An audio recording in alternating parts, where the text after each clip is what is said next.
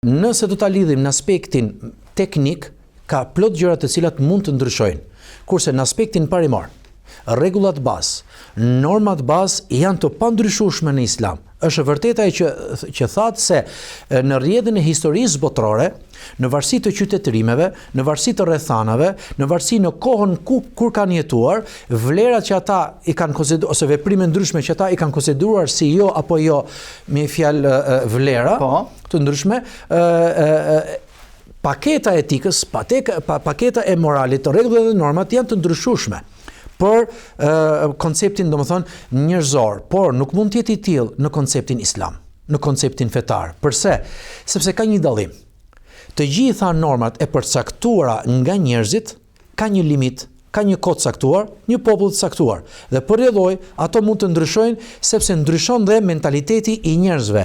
Kurse normat në Islam, rregullat në Islam, parimet në Islam janë të përcaktuara nga vetë Allahu xhelle xhelalu dhe përrjedhoj, ato janë domethënë të pandryshueshme. Bëhet fjalë për fen islame.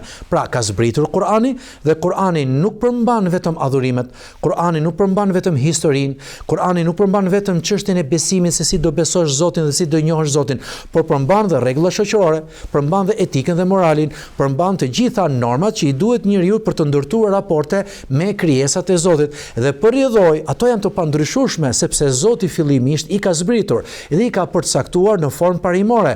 Dhe parimi që zbret nga Zoti nuk ka koncept njerëzor që mund të ndryshojë konceptin hynor. Allahu xhelle xhelalu është domethënë din për ne më shumë se sa dim ne për vetveten tonë.